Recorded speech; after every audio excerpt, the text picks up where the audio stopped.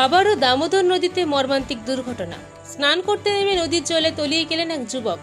মাত্র কয়েকদিন আগে একই নদীতে স্নান করতে নেমে এক যুবকের মৃত্যু ঘিরে চাঞ্চল্য ছড়িয়েছিল।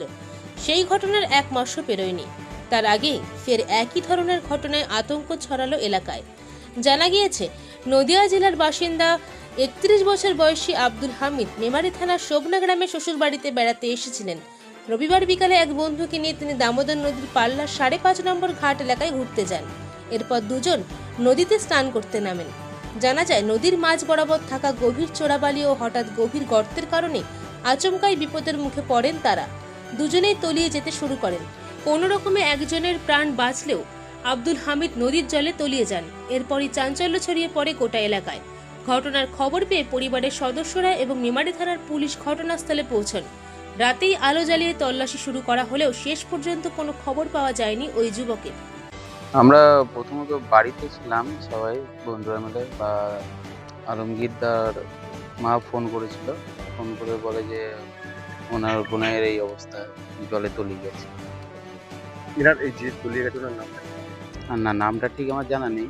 শ্বশুর বাড়িতে বেড়াতে? হ্যাঁ, শ্বশুর বাড়ি। কোথায় সেটা? শোভনা। শোভনাতে বাড়ি। হ্যাঁ, শোভনা। দিয়ে তারপরে এখানে তারপরে এখানে দুই বন্ধু মিলে এসেছিল, চান করতে হয়তো কিংবা ঘুরতে এসেছিল। দুজনে তলিয়ে গেছে? দুজনে শুনলাম তো, দুজনেই তলিয়ে গেছিল। যা হোক করে একজনকে বাঁচিয়ে নিয়েছে, আর ও তো ওকে বাঁচাতে পারেনি। পুলিশ এসছে? পুলিশ তো এসছে, দেখলাম। কোন জায়গাটা এটা? এটা পাল্লা ৫.৫ নম্বর ঘাট। আর মানে এখন পুলিশ কি বলছে? এখন পুলিশ তো বললে এখন তো কোনো ডুবুরি নামবে না, যা হবে কালকে সকাল। হ্যাঁ। আপনার নাম? আমার নাম মালিকের চড়া, মেমারি। স্থানীয়দের একাংশের অভিযোগ, দীর্ঘদিন ধরে দামোদর নদী থেকে অবৈধভাবে বালি তোলার কাজ চলছে। সেই কারণে নদীর তলদেশের স্বাভাবিক গঠন নষ্ট হয়ে গিয়ে বিভিন্ন জায়গায় তৈরি হয়েছে গভীর খাদ, চোরাবালি ও বিপজ্জনক স্রোতের ফাঁদ। বাইরে থেকে নদী স্বাভাবিক মনে হলেও কোথাও কোথাও হঠাৎ গভীর গর্ত বা বালির টান রয়েছে, তা বুঝে ওঠা সাধারণ মানুষের পক্ষে প্রায় অসম্ভব। এলাকাবাসীর দাবি, প্রশাসনের নজরদারির অভাব এবং অবৈধ বালি তোলার রমরমার ফলেই বারবার প্রাণহানির ঘটনা ঘটছে দামোদরে। একের পর এক দুর্ঘটনার পরও কেন অবৈধ বালি তোলার বিরুদ্ধে কড়া ব্যবস্থা নেওয়া হচ্ছে না, তা নিয়ে উঠছে বড় প্রশ্ন।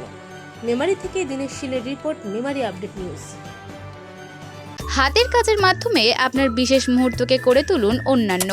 আমাদের হ্যান্ডওয়ার্কে তৈরি কাস্টম ইনভাইটেশন, হস্তনির্মিত উপহার এবং ডেকোরেশন আপনার ভালোবাসার গল্প বলে। আজই আমাদের সাথে যোগাযোগ করুন আর আপনার স্মৃতিকে চিরস্থায়ী করে তুলুন।